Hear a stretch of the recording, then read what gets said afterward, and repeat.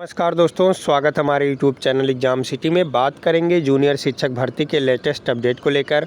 तो इससे पहले अभी तक हमारे यूट्यूब चैनल एग्ज़ाम सिटी को आप लोग सब्सक्राइब नहीं किए हैं तो प्लीज़ सब्सक्राइब कर लीजिए, साथ में बेल आइकन प्रेस कर लीजिए ताकि लेटेस्ट वीडियो के नोटिफिकेशन आप सबको मिलते रहें।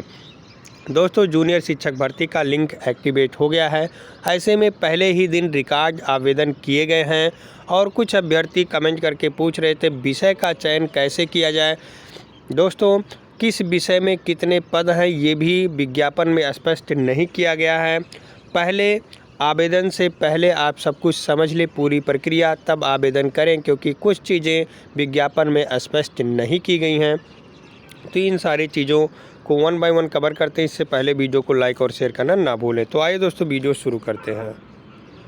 तो यहाँ सबसे पहले आप देखें, शिक्षक भर्ती के पहले दिन 5000 से अधिक रजिस्ट्रेशन हो चुके हैं। आप देख सकते हैं अशासकीय सहायता प्राप्त जूनियर हाई स्कूलों में 1894 प्रधानाध्यापकों व सहायक अध्यापकों की भर्ती के लिए ऑनलाइन रजिस्ट्रेशन बुधवार दोपहर तकरीबन 2 बजे शुरू हुआ।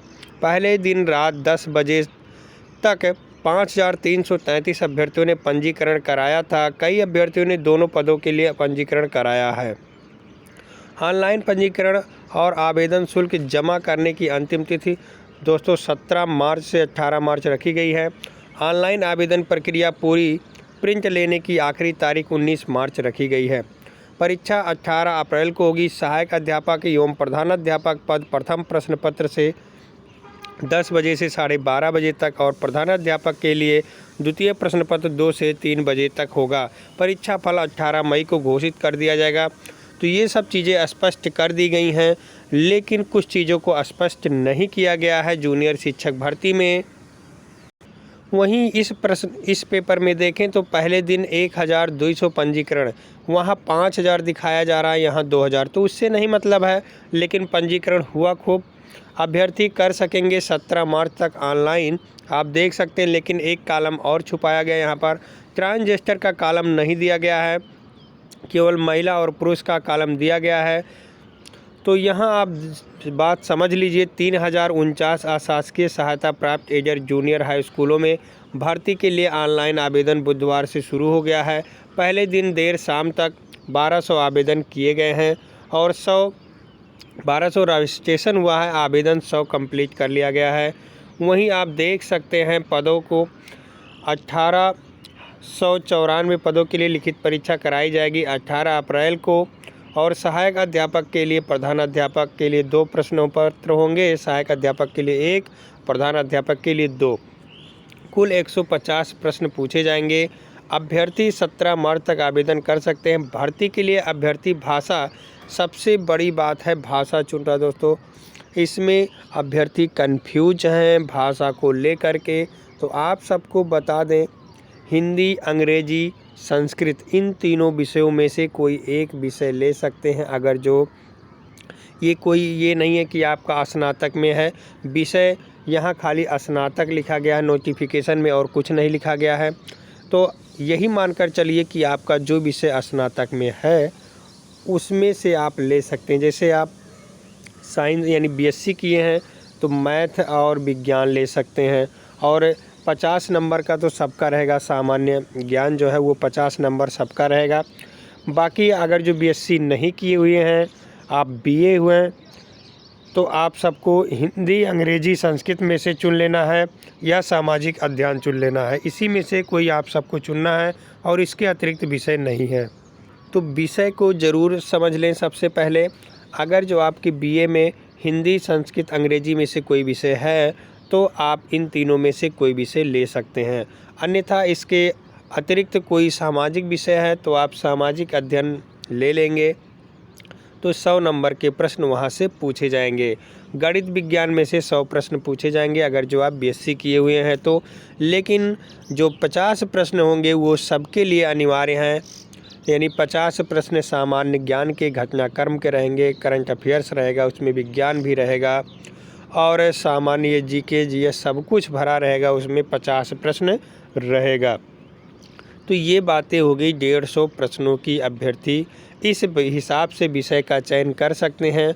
लेकिन किस विषय में कितना पद है अभी ये स्पष्ट नहीं हुआ है। यहाँ देख सकते हैं आप सब, लिखा हुआ है साफ साफ, विषयवार पदों का ब्यौरा नहीं। परीक्षा संस्था ने प्रधानाध्यापक व सहायक अध्यापक के कुल पदों का ब्यौरा जारी नहीं किया है अभी तक, लेकिन किस विषय में कितने पद हैं इसका सार्वजनिक ब्यौरा अभी नहीं है।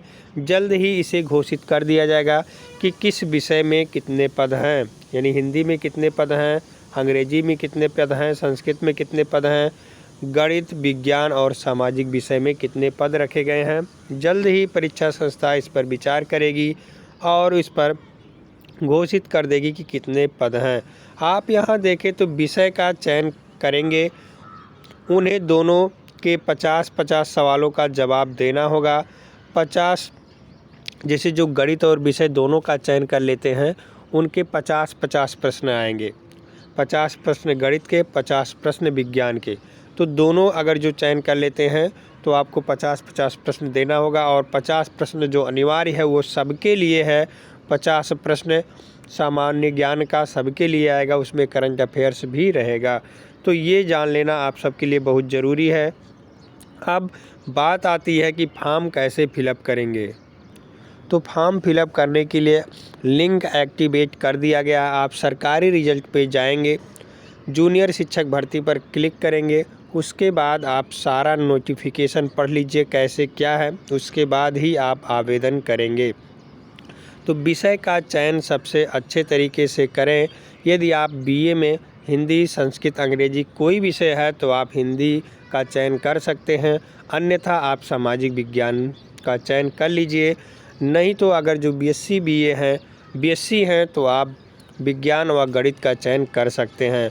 लेकिन ये ध्यान रखेंगे कि 50 प्रश्न जो आएगा वो सामान्य ज्ञान का आएगा और 100 प्रश्न आपके विषय के होने वाले हैं। तो विषय का ज़्यादा बाउंडेशन नहीं है, ना ये क्लियर किया गया कि स्नातक में आपका क्या होना चाहिए और क्या विषय लें। तो ये कोई ज़रूरी नहीं है, लेकिन हम ये कह रहे हैं कि आपका जो स्नातक है उसी के अनुसार आप विषय का चयन करें, क्योंकि पीएनपी कभी भी ये नियम लगा सकती है कि जब आपके पास स्नातक में विषय वो नहीं था तो आप यहाँ क्यों ले लिए। जैसे मान लीजिए कोई इंटर तक गणित पढ़ा है और उसके बाद वो क्या ले लिया है, आर्ट साइंस यानी बीए कर लिया है और उसका गणित बहुत अच्छा है तो वो गणित ले लेगा, गणित विज्ञान अच्छा है तो गणित विज्ञान ले लेगा। बाद में पीएनपी कहेगा आपका स्नातक में तो है ये नहीं था तो क्यों ले लिए, बाद में रिजेक्ट कर सकता है। तो इन बातों को ध्यान रखें। आपका जो स्नातक में है उसी विषय का चयन करें, नहीं पीएनपी बाद में आप सबको दिक्कत में डाल सकती है। तो कुछ चीज़ों को स्पष्ट नहीं किया गया है। बात आ जाती है कटऑफ की, तो कटऑफ आपका 90-97 रहने वाला है, लेकिन 90-97 से काम नहीं चलेगा। यहाँ पे 90-97 से काम नहीं चलने वाला है, क्योंकि जिनका मेरिट बहुत ज़्यादा हाई रहेगा वही इस भर्ती में होंगे। क्योंकि 69,000 शिक्षक भर्ती में जो 110, 112, 115 नंबर पाए हैं सुपर टेट में, वो भी इस भर्ती में बाहर हैं, क्योंकि उनका एकेडमिक काफ़ी कम है। तो आप कम से कम स्कोर करना चाहें तो 125 से कम ना करें, उससे ऊपर ही करें, तभी आपका जूनियर शिक्षक भर्ती में सिलेक्शन होना सुनिश्चित होगा। नहीं तो आप बाहर हो जाएंगे, क्योंकि आपकी एकेडमिक काफ़ी कम होगी। अगर जो एकेडमिक काफ़ी अच्छी है और इसमें भी सामान्य तौर पर 120 नंबर आता तो ठीक है, एकेडमिक लो है तो इसमें काफ़ी हाई में नंबर लाना पड़ेगा, क्योंकि पद बहुत कम हैं। तो ज़्यादा जानकारी के लिए हमारे टेलीग्राम चैनल से जुड़ सकते हैं, लिंक आपको वीडियो के डिस्क्रिप्शन में मिल जाएगा। और इससे पहले अभी तक हमारे यूट्यूब चैनल एग्ज़ाम सिटी को सब्सक्राइब नहीं किए हैं तो प्लीज़ सब्सक्राइब कर लीजिए, साथ में बेल आइकन प्रेस कर लीजिए, ताकि लेटेस्ट वीडियो के नोटिफिकेशन आप सबको मिलते रहें। बहुत बहुत धन्यवाद वीडियो देखने के लिए।